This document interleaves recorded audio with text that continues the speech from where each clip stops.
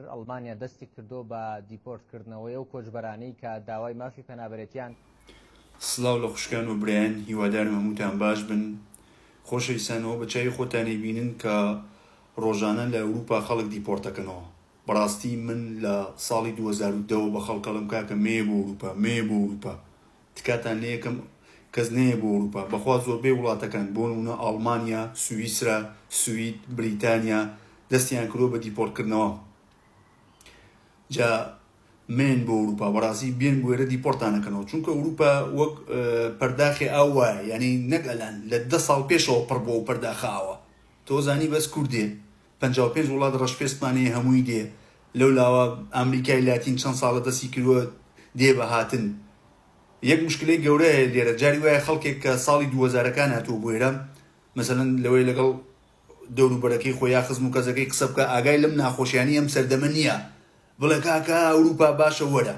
بابە لە ساڵی 2025 ساڵ تێپەڕە بێ وە 25 ملیۆن خەڵک زیاتر هاتوۆتە ئەوروپا. تێگەیشتی مەساحەی نیە ئەوروپا، هەزار جار بتومە مەساحەی نییە. جایدی من داواکاریتان لەوە زیاتر لێ ناکەم، ڕاستی خۆتان زەرە دەکەن، چونکە من پێشتریش ئەو کەسانی کە لەو ئاوانەی ئیجە خنکان، لەو ئاوانەی ئیتالیا خنکان، جویان لە قسەی من بوو، بە قسەی منیان نەکرد لە خنکان. دوو حاڵەتە زیاتر بەسەنێ لە ئاوەکەشانە خنکەی بێ بۆ ئێرە دیپۆرت دەکرێەوە.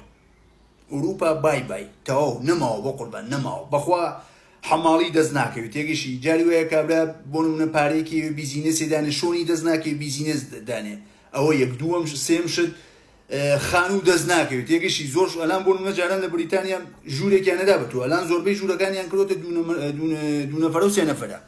خۆشەویستان دەتکاتان لێ یەکەم بەخوا زەرە دەکەن. زۆر خەڵکەیە لە کوردستان خانووە فرۆشێ، سیارەکەی فرۆشێ، عەرزە ئەفرۆشێ، بەخوا بە 10 ساڵی گەشت لێرە و پارەیە بۆ پێیان نابێتەوە.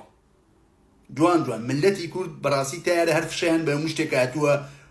یەکێ لە گەورەترین هۆکاری کەوەی کورد نەبوو بە وڵات هەر گاڵتەی بە هەموو شتێکە. هەڵە کاکە خۆ تایارە نییە، تایارە نییە، ئەو قوڕەچێ بەسەر تا کاکە تایارەیە بە قوربانن. لە ژیانە جددی بن ئەی هاوەر. ساڵهای ساڵم نەونم، یعنی گەورەترین خزمەتم بە ملەتی کورد کردووە.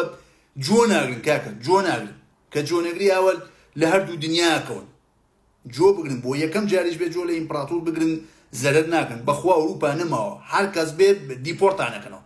دوو حاڵەت کەسێک دەتوانێت بێ بۆ ئەوروپا لە کوردستان، کەسێک کە هەتیو بێ هیچ کەسی نەبێ، وە کەسێک کە بەڕاستی کێشەیەکی گەورە بێ، ئەوانەش هەمووی پروفیەوێ، یعنی بەڵگەیەوێ، وا بەگاڵتە هین نەناکە. باوەڕکانە چیە محکەمە 1 ملیۆن پرسیار لێکەنەوە، ساڵان نییە بە دەدەقە تاوت کات و بڵێ بڕۆ دەرەوە.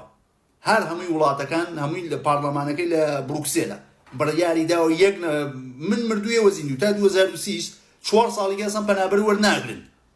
پەنابەری مەنابەری باوی نەماوە کاکە جیان. بەخوا هەر کەس بێ بۆ ئەوروپا خۆی زەرە دەکات. جا تکاتان لێ یەکەم ئەم ڤیدیۆیەش شێرکەن بە کوڕی فەقیر و هەژار سەر نەچێ بە قوڕە. هیوادارم هەمووتان لە خێر و بەڕەکەت دابن لە ناوی یەشوعی مەسیح. ئەمین.